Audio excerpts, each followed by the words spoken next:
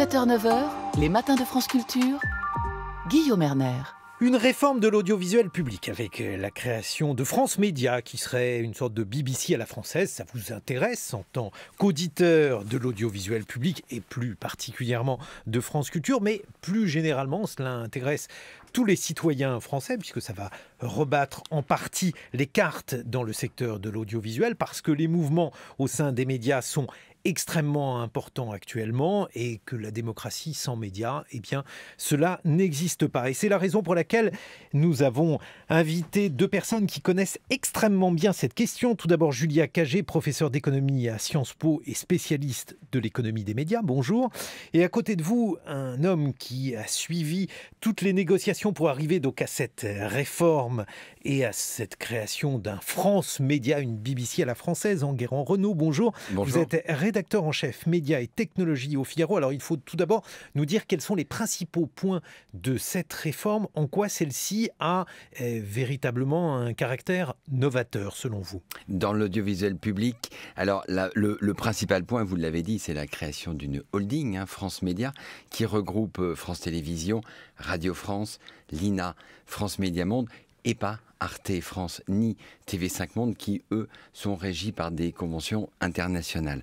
On regroupe tout ça dans France Média Monde et effectivement, on nomme un conseil d'administration dans lequel l'État sera minoritaire. Donc c'est un des garants de cette indépendance.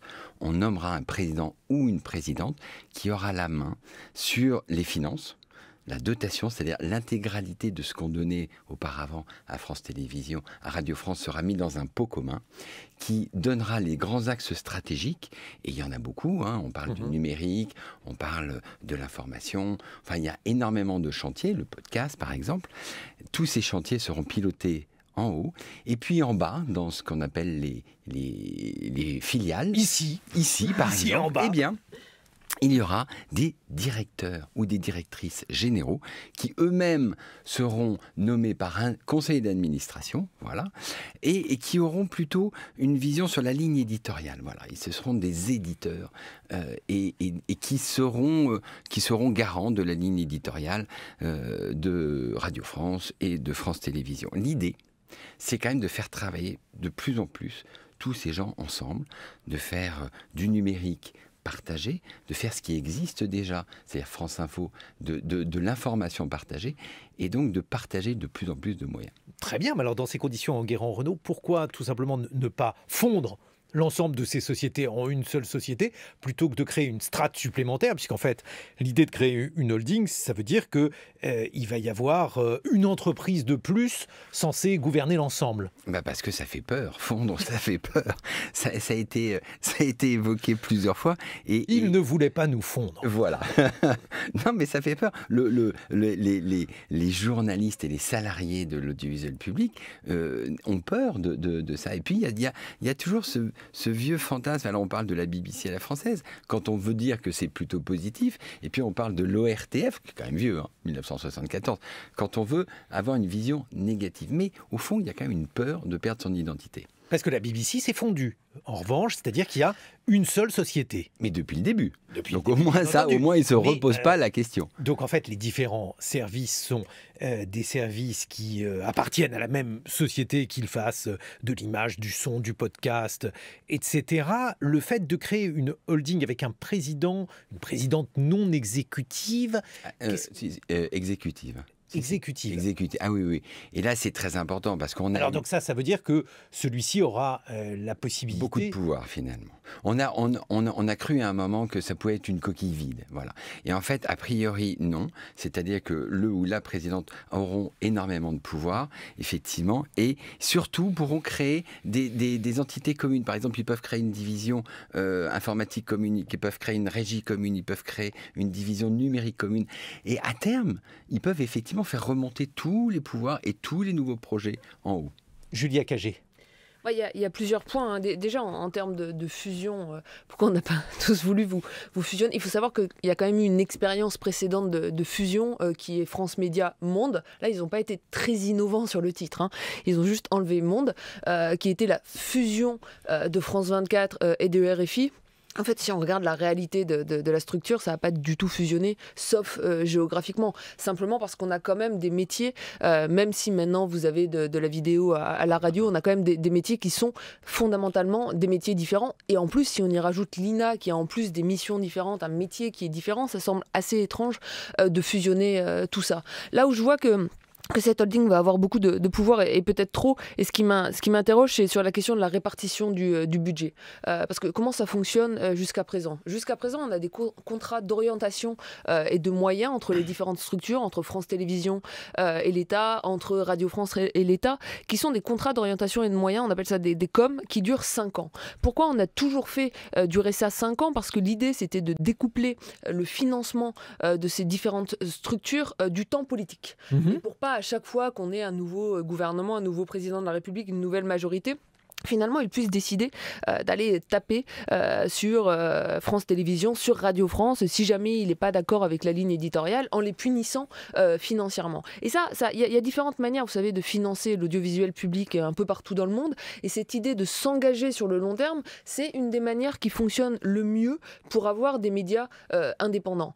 On voit que depuis l'arrivée d'Emmanuel Macron au pouvoir, il y a pas mal de coups d'épée, d'attaques qui sont portés à ces coms. Notamment, il a remis en cause celui de France Télévisions comme celui de Radio France en demandant des économies en plein milieu du com. Donc, on était sur des contrats qui devaient durer 5 ans, puis en plein milieu, il dit « Ah non, finalement, France Télé, il faut économiser quasiment 200 millions d'euros, etc. » Là, ça va être encore plus compliqué, puisqu'en fait, on va avoir une super structure qui va répartir l'argent entre des sous-structures, et finalement, on se demande dans quelle mesure on va vraiment avoir une indépendance au niveau de la répartition du budget, sachant qu'on dit pas de poids sur la ligne éditoriale, mais on sait très bien que les moyens qu'on donne à une rédaction ont quand même un fort poids sur la réalité de son travail éditorial. Alors, il y a 2 questions dans ce que vient d'évoquer Julia Cagé. Le premier point, quand même, Enguerrand-Renaud, la question budgétaire. Au début, on a dit que ce n'était pas une question importante, et puis finalement, si. Elle ne semble pas être si inessentielle que cela. D'ailleurs, j'ai cru voir que la redevance avait baissé d'1 euro. Comment ça se fait, 1 euro? Vous pouvez nous expliquer ça? Ah oui, alors c'est assez simple. C'est-à-dire qu'effectivement, en l'été 2018, l'ex-ministre de la Culture, Françoise Nyssen, avait décidé d'une trajectoire financière qui allait de 2019 à 2022. Voilà. Et cette trajectoire nécessitait de faire 190 millions d'économies pour l'ensemble de l'audiovisuel public, une grosse partie pour France Télévisions, dont 35 millions en 2019. Voilà.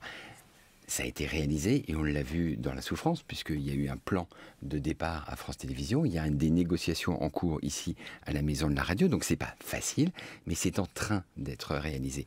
Et alors ces économies, donc 30 millions et puis on va arriver à pratiquement 200 millions, ça veut dire que si on ne baissait pas la redevance, il y avait paradoxalement beaucoup d'argent qui arrivait dans les caisses de l'État. Il y avait trop d'argent. Voilà, trop d'argent. Et à chaque fois qu'il y a trop d'argent, la tentation, c'est de retirer cet argent supplémentaire du financement de l'audiovisuel public pour le mettre dans les caisses de l'État. Mais est-ce qu'il n'y aurait pas aussi une tentation, c'est ce que j'ai pu lire ici ou là, de Gérald Darmanin, qui est, je crois, ministre du Budget, et de peser sur Franck Riester, qui est, je crois, ministre de la Culture? Absolument, ça vous croyez bien. C'est au-delà d'une tentation. On le sait, et Gérald Darmanin l'avait dit, lui veut supprimer la redevance. Alors supprimer la redevance, c'est une belle idée. C'est remplacé par quoi? Vous trouvez que c'est une belle idée? Non, mais c'est une belle idée comme ça pour lui. Intellectuellement.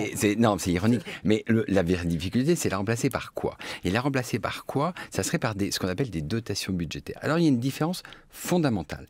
La redevance, c'est de l'argent, c'est 4 milliards d'euros qui est fléché. Ça ne sert qu'à financer l'audiovisuel public. Les dotations budgétaires, ça change. C'est-à-dire tous les ans, au mois d'octobre, un gouvernement peut décider de mettre de l'argent ou de le retirer, ou d'en mettre plus, ou d'en mettre moins. Il n'y a pas de pérennisation du financement. Or, ce que les présidents et les présidentes de l'audiovisuel veulent, ils et elles comprennent qu'il faut réduire un peu la voilure, ça ils ont compris, mais en revanche, ce qu'ils demandent toujours, c'est d'avoir un financement pérenne, et ce que Julia disait, une vision à 3 ans ou 5 ans. Julia Cagé. Je rebondis sur l'expression « ils ont compris ils n'ont pas eu le choix ». Ah non, ça ils n'ont pas eu le choix. Ouais. C'est intéressant la manière dont vous racontez ce qui s'est passé autour de la redevance, parce qu'en fait, là, il faut quand même noter que le niveau de la redevance en France, en comparaison internationale, on parlait de la BBC tout à l'heure, par rapport au Royaume-Uni, par rapport à l'Allemagne, est relativement faible. Donc c'est pas comme si on avait une redevance qui pesait très lourd en France par rapport à ce qu'on peut constater ailleurs en Europe. Donc on aurait aussi pu très bien avoir une stratégie qui consistait à dire, avec une redevance qu'on n'avait pas à augmenter, mais qui ne diminue pas, on peut continuer à avoir davantage de moyens pour l'audiovisuel public. Pourquoi j'insiste sur ce point ? Pas pour vous faire plaisir ce matin, parce que je suis sur Radio France, tout simplement parce qu'on voit que les médias privés, eux, et y compris les radios et les chaînes de télévision privées, sont plutôt dans des positions financières relativement difficiles, notamment du fait de l'effondrement des recettes publicitaires et d'une concurrence croissance d'un certain nombre de nouveaux acteurs, et donc ont plutôt eu tendance à devoir, et là pour le coup ils devaient, parce qu'ils n'avaient pas le choix, faire des économies, y compris des économies en termes de rédaction, en termes de journalistes, en termes de moyens d'investigation. En France, on a la chance d'avoir un audiovisuel public qui fonctionne bien, et auxquels les Français, en moyenne, font davantage confiance que dans les autres médias. Et du coup, moi, je pense qu'il est préférable, de maintenir la redevance. Et ça, pour le coup, toutes les études internationales montrent qu'il y a davantage d'indépendance dans les pays où il y a une redevance, c'est-à-dire des recettes fléchées, que dans des pays où on renégocie le budget chaque année avec les autorités de tutelle. Maintenir la redevance, et être plutôt sur une trajectoire de dépenses qui soit au moins constante, voire croissante, mais qui ne fait pas de sens dans cet univers de médias privés en crise, d'affaiblir un peu plus l'audiovisuel public. Alors le deuxième aspect que vous évoquiez, Julia Cagé, tout à l'heure, c'est l'aspect indépendance. Lorsqu'on crée une holding, ça veut dire aussi qu'on va avoir des modes de nomination des dirigeants qui vont être différents, puisqu'ils ne seront plus nommés par le Conseil supérieur de l'audiovisuel, qui est bien entendu indépendant, mais là, il sera encore plus indépendant, puisque là, il y aura a priori des conseils d'établissement distincts et qui auront donc des possibilités de décision en la matière. Est-ce que ça va changer quelque chose? Est-ce que le fait finalement d'avoir d'une part des nominations distinctes du pouvoir politique et d'autre part des décisions qui seront faites au niveau de la holding et plus au niveau des ministères, est-ce que ça pourrait rendre ces médias plus indépendants, changer en tout cas la donne en Guérin-Renaud? Alors ça, c'est un sujet central, hein. C'est vraiment le sujet sur lequel beaucoup de gouvernements auparavant ont réfléchi, et on a testé plusieurs solutions. Qu'est-ce qu'on a testé? Souvenez-vous, Nicolas Sarkozy avait dit effectivement le mode de nomination des présidents de l'audiovisuel public est hypocrite, on est financé par l'exécutif, donc c'est l'exécutif qui doit nommer. Bon, ça a été à la fois catastrophique, parce que chaque fois qu'un président était nommé par l'exécutif, quand il rentrait dans la maison, c'était l'œil de Moscou, quoi. Il était vu comme l'œil de Moscou. Donc ça n'a pas duré très longtemps. Ça a duré que moins d'un quinquennat. Ça a été remplacé par l'idée qui avait été développée par François Hollande de faire la nomination par le CSA. Alors le CSA, certes, c'est une bonne solution. Il y avait un souci qui était effectivement le CSA, c'est l'arbitre des médias. Et par exemple, il avait une difficulté à se déjuger. Et on l'a vu ici avec l'affaire Mathieu Gallet, c'est le CSA qui avait nommé Mathieu Gallet, et c'est le CSA qui a dû démettre Mathieu Gallet sous la pression. On se souvient de l'affaire. On disait qu'il y avait un problème d'indistinction entre un organe de nomination et un organe de contrôle. Exactement. C'était assez compliqué également. Pourtant, c'était une idée relativement séduisante. Il reste ce qui effectivement est partagé à peu près partout. Alors, c'est un conseil d'administration. Alors, il y a la BBC, si on reprend la BBC, c'est un trust, mais c'est une structure et une philosophie qui n'existe pas en France, et donc on va passer par une solution française qu'on appelle un conseil d'administration. Une fois qu'on a dit ça, eh bien, on reporte le problème sur la composition de ce conseil d'administration. Parce que si on dit que le conseil d'administration, si l'État a la majorité des voix, eh bien, ça revient à une nomination par l'État. Et donc, il faut trouver un équilibre subtil entre un conseil d'administration dans lequel, effectivement, il y aura 12 membres, dans lequel l'État n'aura directement que 3 membres, et puis indirectement, parce qu'il y a quand même des nominations par le Parlement, il y a quand même des nominations... Ce qui veut dire que la majorité pourrait être majoritaire. On va voir en l'état, normalement, sur le papier, normalement, sur le papier, mais là, après, c'est une composition, c'est un cénacle de personnes, donc les influences des personnes, on ne sait pas, mais normalement, sur le papier, ça devrait garantir une indépendance. Est-ce que ça va le faire? Franchement, on n'en sait rien, ça va dépendre de la composition. Non, moi, je trouve en termes de composition, on joue un peu sur les mots en disant que l'État sera minoritaire, parce qu'on aura des membres nommés par l'État plus des membres nommés par le Parlement qui, cumulés ensemble, seront majoritaires. Entre effectivement l'exécutif et le législatif, quand même. Par les salariés. Mais donc ça aura a priori quand même davantage la couleur de la majorité qu'une couleur complètement neutre politiquement. Ensuite, moi je pense qu'il faut innover. Et là, ils ont quand même fait une réforme qui, du point de vue de la gouvernance, n'innove vraiment pas suffisamment. C'est vrai qu'on n'a pas la tradition du trust comme la BBC. C'est quoi un trust? Mais pourquoi ne pas l'apporter? En fait, la manière dont ça fonctionne à la BBC, il y a eu pas mal de réformes aussi à la BBC, mais dont ça fonctionne depuis 2007.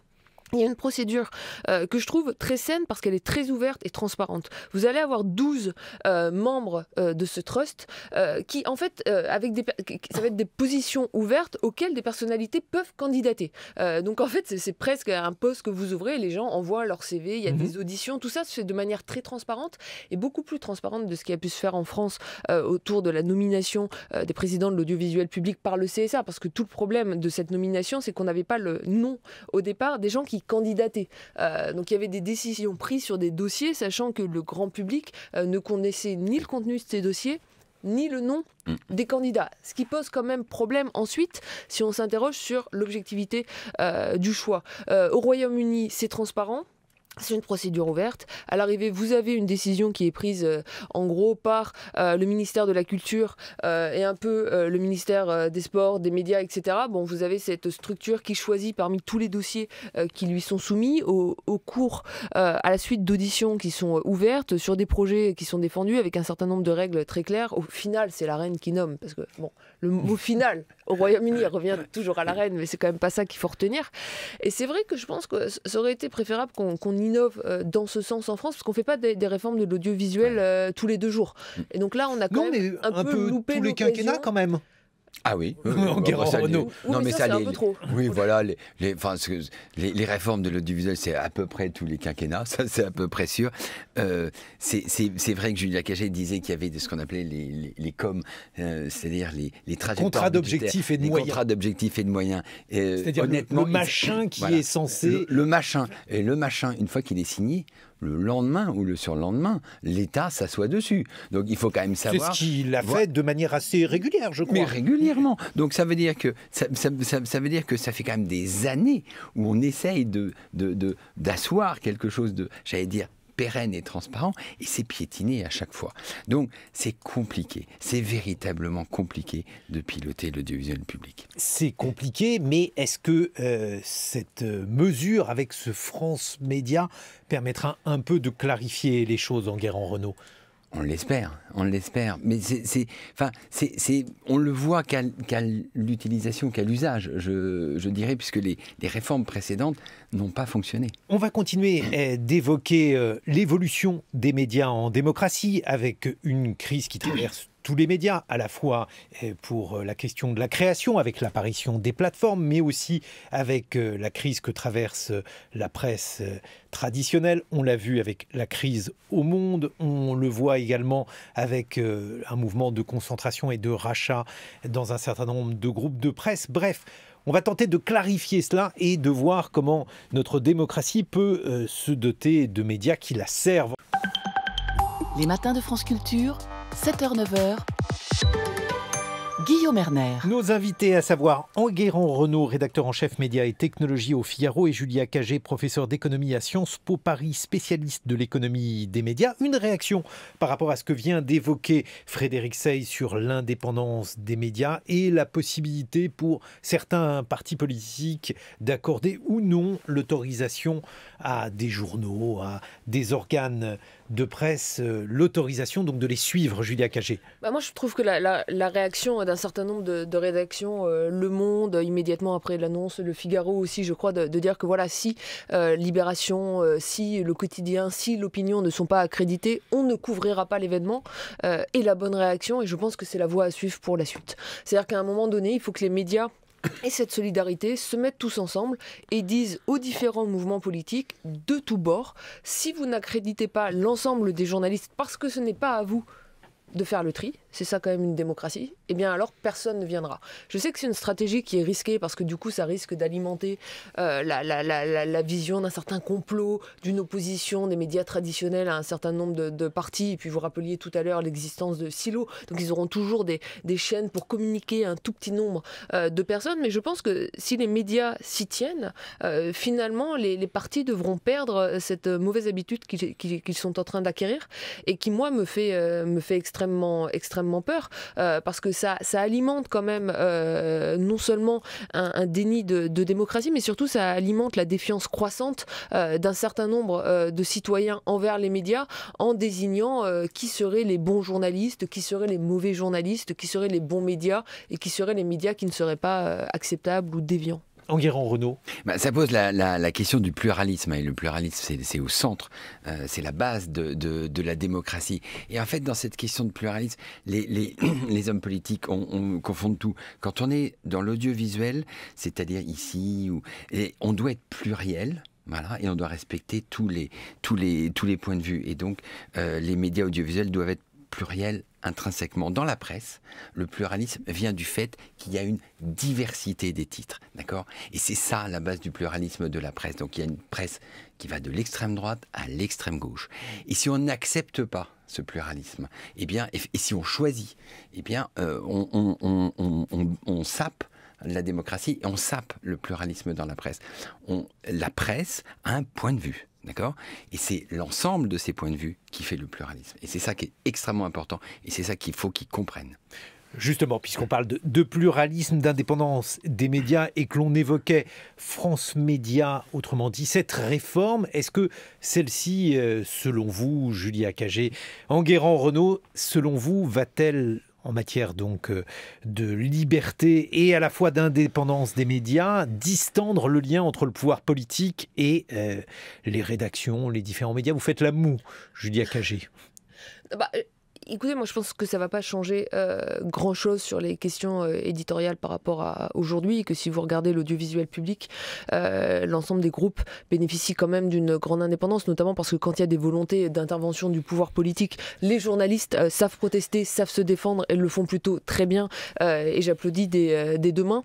La question qui me préoccupe plus, c'est ce qu'on disait en première partie, c'est vraiment celle des financements, de la stabilité des financements. Bon là, ils n'ont pas encore remis en cause la redevance, mais on voit quand même que ça pousse dans cette direction. Tout à l'heure, Enguerrand-Renaud disait presque comme quelque chose de normal, il y a un com et le pouvoir politique s'assoit dessus. Oui, un contrat d'objectifs et de moyens, c'est-à-dire... Un financement sur le long terme, ça ne devrait pas. Et je veux dire, à chaque fois, on devrait protester et dire non, c'est une atteinte à ce financement de long terme qui garantit l'indépendance de l'audiovisuel public. Et de ce point de vue-là, moi, alors ça peut sembler un aspect un peu technique de cette réforme, mais de ce point de vue-là, moi, le fait que cette nouvelle holding ait la main sur la répartition des moyens financiers entre les différents groupes, c'est ce qui m'inquiète le plus. Et je pense que c'est ce qui pourrait venir affecter le plus. Alors je ne vais pas dire l'indépendance, parce que encore une fois, c'est pas ça qui va déterminer la ligne éditoriale des rédactions, mais si ça vient en affaiblir certaines par rapport à d'autres, quand même, ça peut être une conséquence directe de cette réforme. Enguerrand-Renaud. Alors, Julia Cagé a absolument raison, puisque l'information a un coût. Effectivement, avoir des reporters, ça a un coût. Avoir des rédactions, ça a un coût. Et donc, effectivement, une des manières, si l'État toutefois avait l'envie d'influer, ça ne serait pas d'influer directement en téléphonant au directeur de la rédaction. Ça ne se fait pas. Enfin, je ne sais pas, vous pouvez en témoigner. Ça ne se fait pas ici. En revanche, couper les moyens, c'est-à-dire moins d'investigation, c'est-à-dire moins de rédaction, eh bien, ça affaiblit. Et Julia avait fait un très bel ouvrage sur le fait qu'une fois qu'on a affaibli, eh bien, on ne reprend que l'information qui circule. Et vous disiez, je crois, ce chiffre m'avait beaucoup marqué, que 74% de l'information qui circule, c'est du copier-coller. Donc, si on fait du copier-coller, il n'y a même plus besoin d'appeler les rédactions, puisqu'il n'y a rien, c'est vide. Non, effectivement, ce type d'intervention ne se fait pas. En tout cas, nous, on n'en a jamais connaissance, donc on fait notre métier comme on le veut. Notre crainte c'est évidemment d'être marginalisé avec des financements qui viendraient à manquer dans un paysage de la presse, parce qu'il faut parler de cela aussi, avec un métier qui se paupérise très largement, avec finalement des médias qui ne sont plus indépendants, je veux dire au sens strict du terme, c'est-à-dire qu'ils sont tous entre les mains d'oligarques. Il y a quelques médias qui sont indépendants, le Canard enchaîné, Charlie Hebdo, La Croix, même si La Croix a une structure particulière, l'Humanité, bref, voilà le paysage. Et vous disiez tout à l'heure, Enguerrand, Renaud, que l'information se paye, c'est une évidence, tout le monde, cela dit, n'est pas prêt à la payer. Je crois que Google rechigne un peu à le faire. Ah oui, alors là, c'est un scandale. Alors justement, il faut expliquer ce que ça veut dire, parce que on va c'est un essayer peu compliqué. d'expliquer ça concrètement. Il y a eu, en Europe, au Parlement européen, le vote d'une loi sur les droits d'auteur et les droits voisins. Les droits voisins, c'est effectivement la possibilité de faire payer l'utilisation de la presse par Google. Google fait remonter sur son moteur de recherche des petits résumés, ce qu'on appelle des snippets, mais des petits résumés. Des snippets. Des snippets. Très bien, je suis heureux d'apprendre. Et donc la presse française a beaucoup œuvré pour qu'en Europe, on reconnaisse le droit de payer cette petite information. Et Google, cette loi a été transposée très rapidement dans le droit français. Elle doit s'appliquer le 24 octobre. Et Google vient de dire hier, eh bien très bien, je vais me conformer à la loi française, heureusement. Heureusement, je dis. Et donc, c'est assez simple. Je vais donner le choix aux éditeurs. Soit, effectivement, il veut continuer à ce qu'on lui paye des snippets. Il a dit, je vais arrêter les petits résumés. D'accord ? Et donc, soit les éditeurs me cèdent les droits voisins, et là, ils auront le droit de mettre des petits résumés eux-mêmes, soit ils ne me cèdent pas les droits voisins, et je ne les paierai pas, et je ferai des tout petits filtres, ce qui fait que, dans le référencement, les news vont baisser dans le moteur de recherche. C'est le choix entre la mort lente et la mort rapide. Voilà. C'est absolument scandaleux. Alors, ce qu'on espère tous, c'est que c'est un début de négociation, c'est une position de négociation et qu'on va aller beaucoup plus loin et qu'on va finalement réussir à être payé par Google.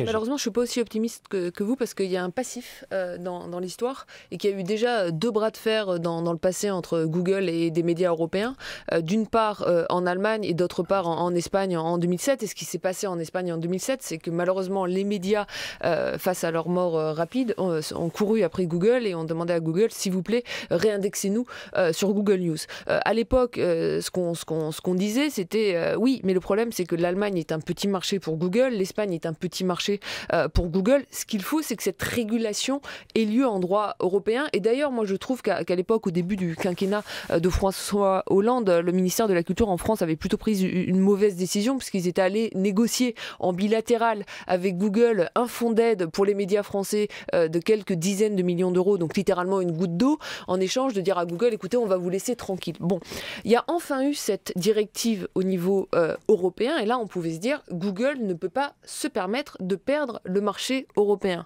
Sauf, qu'est-ce qu'on voit aujourd'hui, c'est que comme les différents pays sont très lents à retranscrire la directive dans les différents droits nationaux, ça ne se produit pas en même temps. Que la France a été plus rapide que les autres pays, et du coup se retrouve la première finalement à retranscrire cette directive. Et là, Google, qui ne voit que la France finalement lui imposer de payer sur le court terme, dit à la France, on va vous taper dessus, on ne paiera pas. Et leur pari ici est de dire, bah oui, mais du coup, si la France fait comme a fait l'Allemagne, comme a fait l'Espagne, c'est-à-dire que les médias reviennent et disent non, ben d'accord, ne nous payez pas, et bien après, tous les autres pays vont tomber comme des dominos et la directive n'aura pas de réalité. Et c'est là encore... On en revient un peu comme tout à l'heure face aux partis politiques. C'est-à-dire qu'à un moment donné, il faut que les médias coopèrent, se mettent à travailler ensemble. Et là, je pense qu'il devrait y avoir un mouvement au niveau de l'ensemble des médias européens, puisque maintenant, on a une directive européenne, ce qui n'était pas le cas il y a 10 ans. Puisque maintenant, on a une directive européenne, de la part de l'ensemble des médias européens, de dire, très bien, ne nous indexez plus. Et là, pour le coup, je pense que Google, même en position dominante, ne peut pas se permettre de perdre le marché européen. Il y a quand même eu une chose inouïe qui, moi, me frappe à chaque fois, Julia Cagé, c'est l'idée que les médias, la presse en particulier, la presse d'information, est la seule industrie dans l'histoire de l'humanité qui a décidé à un moment que c'était malin de rendre gratuit ce qu'ils faisaient payer avant. Et c'est comme ça que les médias, donc nous, avec des responsabilités différentes, parce que cette décision, nous ne l'avons pas prise de manière équivalente, ont creusé leur tombe de manière tout à fait prodigieuse. Oui, mais ils s'en remettent d'une certaine manière. Il y a eu une pas erreur. tous. Oui, je sais. Les survivants, quoi. Non, mais il y a eu une erreur historique. L'erreur historique a été de dire au moment de l'apparition d'Internet qu'on pourrait compenser la perte d'abonnés, donc de clients qui sont prêts à acheter pour le média, par des recettes publicitaires. Et qu'il fallait mieux finalement mettre du contenu gratuitement en ligne pour démultiplier les clics et avoir des recettes publicitaires, ce qui a été une double erreur parce que non seulement on a donné gratuitement du contenu à consommer, mais qu'en plus les premiers médias à avoir fait ça, comme ils étaient au départ un peu en position de leader et qui voulaient conquérir le plus de recettes publicitaires possible, ont complètement bradé les prix de la pub. Et donc à l'arrivée, on s'est retrouvé avec des médias qui donnaient leur contenu gratuitement et les recettes publicitaires n'ont pas suivi. Bon, alors vous apprenez aux gens, l'information est gratuite. Et puis après, vous vous rendez compte que comme vous n'allez pas pouvoir produire cette information avec des recettes publicitaires inexistantes, il va bien falloir refaire payer les citoyens, ce qui me paraît une très bonne chose. Réintroduire des murs payants, c'est-à-dire pousser les lecteurs à se réabonner. Donc avant, ils s'abonnaient au papier, ils allaient au kiosque, et maintenant, ils peuvent s'abonner à la version numérique. Le transfert n'est pas encore fait. Ça prend du temps, c'est lent, ça a marché pour un certain nombre de médias dans le monde, notamment des marques, même si j'aime pas ce mot, qui sont des marques fortes. Par exemple, aujourd'hui, le New York Times, et ça c'est très rare dans le paysage américain, gagne plus de la moitié de ses ressources des abonnements et plus de la publicité, et toute sa croissance finalement aujourd'hui vient des abonnements. Si vous prenez le paysage médiatique français, je ne vais pas parler du Figaro, mais en fait au Figaro c'est pareil. Renaud va peut-être en parler. Mais au monde, vous avez une croissance très forte. Vous avez aujourd'hui 200 000 abonnés numériques. Donc il y a un certain nombre de médias qui ont réussi à convaincre finalement les lecteurs de se réabonner, de payer pour l'information qu'ils consomment. Et malheureusement, il y en a qui n'arrivent pas à survivre de cette erreur historique. Enguerrand Renaud, puisque vous êtes pour revenir sur cette erreur historique et pour reboucler sur Google, effectivement, il y a une quinzaine d'années, on s'est dit que c'était assez simple. On achetait de l'audience à Google et on revendait cette audience aux publicitaires en faisant de l'argent entre les deux. Et puis, les courbes se sont croisées à un moment, en 2010, par exemple, acheter de l'audience sur Google devenait de plus en plus cher et le prix de la pub devenait de moins en moins cher. Donc à un moment, ça n'a plus été possible. On a tous regardé le New York Times qui, le premier, s'est lancé dans les abonnements payants il y a maintenant 10 ans, quoi, et qui en sont à maintenant plus de 3 millions. C'est un modèle économique sur lequel, effectivement, nous ne sommes plus dépendants de la pub. Il faut rappeler que la pub sur le digital, et Google et Facebook ont 95% de la pub et 110% de la croissance. C'est-à-dire que tous les restes des médias se partagent la décroissance. Voilà. Donc on va se déconnecter de la pub pour aller sur l'abonnement. C'est pas évident. C'est pas évident. Le Monde est parti beaucoup plus tôt. Il en a 230 000. Le Figaro est parti après. Il en a 140 000. Alors justement, je veux en venir au Monde, Julia Cagé. Je veux en venir au Monde parce qu'on a suivi à France Culture, on a expliqué aux auditeurs les différentes étapes de cette crise actionnariale au Monde avec l'arrivée d'un nouvel actionnaire. Et semble-t-il, il y aurait une solution qui aurait été trouvée, qui est une solution que vous préconisez depuis quelque temps. Julia Cagé, expliquez-nous en quoi cette solution consiste. Alors la solution que je préconise depuis un certain nombre d'années, que j'avais défendue dans Sauver les médias, c'est l'idée d'avoir des fondations pour garantir sur le très long terme l'indépendance des médias.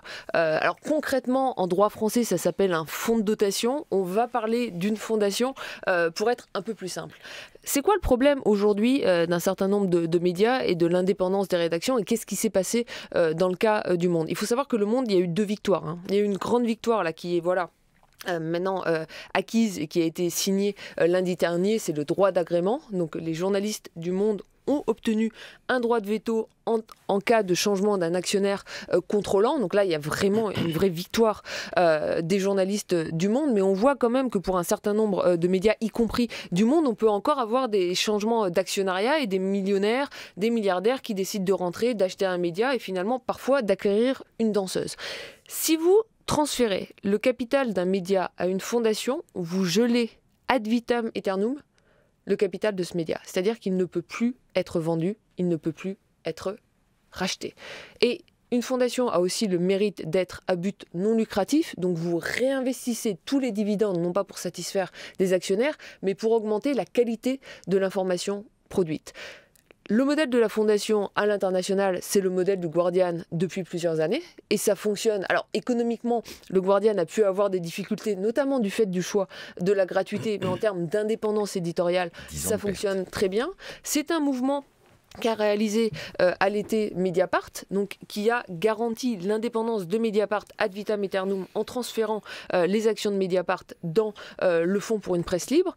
Et à terme, moi, ça me paraît être la meilleure des solutions pour garantir l'indépendance du Monde. Et j'espère que de ce point de vue-là, si le Monde ouvre la voie, c'est-à-dire que si le Monde devient une fondation avec la taille du Monde, le poids économique du Monde, la taille de la rédaction du Monde, je pense que ça ouvrira la voie à de nombreux autres médias. Alors ça, c'est peut-être une solution pour le Monde. Et si c'en est une, on en sera évidemment très heureux, Julia Cagé, mais il y a eu aussi des industriels de la presse qui faisaient de la bonne presse, pour gagner de l'argent, ce qui n'est pas un gros mot, qui étaient donc des entreprises comme les autres et qui ont construit des titres que nous avons tous lus, de l'Observateur jusqu'à François.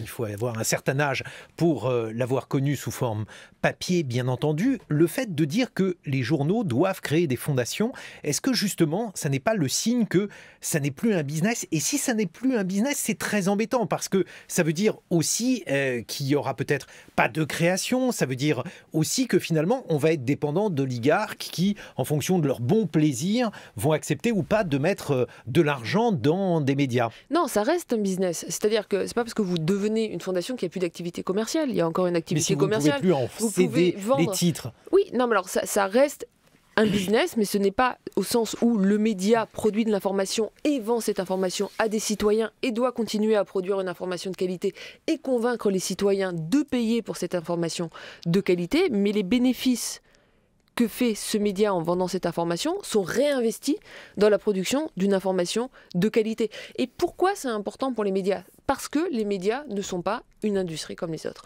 Parce que les médias ne sont pas un business comme les autres. Parce que les médias produisent de l'information, que l'information est un bien commun, que l'information est un bien public et qu'on ne devrait pas vouloir faire la culbute sur l'acquisition d'un média, qu'on ne devrait pas vouloir gagner d'argent sur un média parce que ça va contre la vision d'un bien public. Et si je reprends le cas des États-Unis, aux États-Unis, vous avez énormément de médias qui ont souffert du fait qu'à partir des années 1970-1980, ils ont été introduits en bourse. Et là, qu'est-ce qu'ont fait les actionnaires? Ils ont regardé les retours sur investissement.